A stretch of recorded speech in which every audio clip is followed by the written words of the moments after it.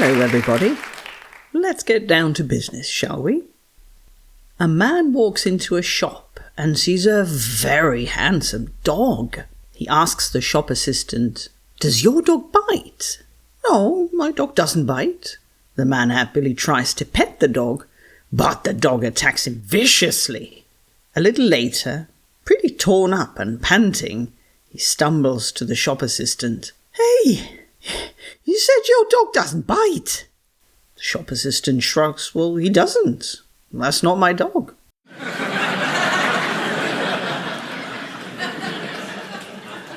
The husband and an otherwise happily married couple kept farting horribly in bed. He's been doing it for years. It was terrible. Even the mosquitoes would leave the bedroom alone.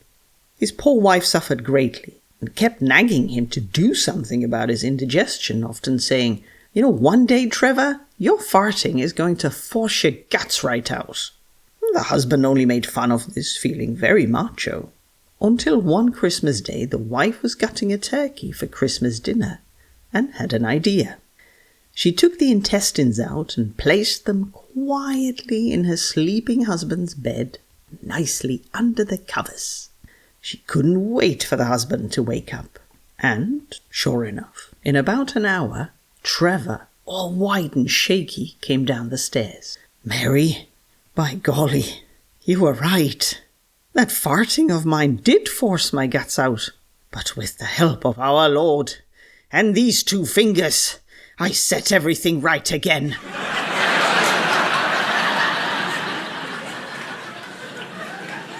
A woman comes home from work late at night and goes quietly in the bedroom so as not to wake her husband. To her surprise, she sees not only male but also female feet peeking out from under the blanket. Something inside her just snaps. The whole world goes red, and she gets a baseball bat and beats until all movement stops. Afterwards, she staggers shakily into the living room and sees her husband laying on the sofa. He turns to her half asleep. "Are you home, darling? I'm afraid we have to sleep here tonight. My parents came for a surprise visit."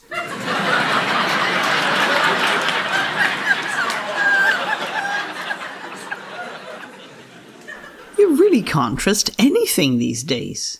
At a bar, I opened a door which said men, and all there was were a few toilets.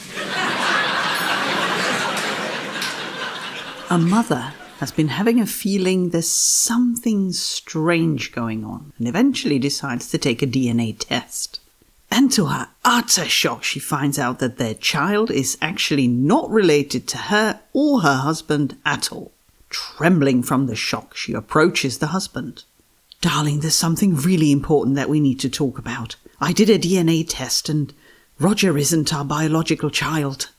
The husband takes it surprisingly calmly. "Of course he isn't. Don't you remember?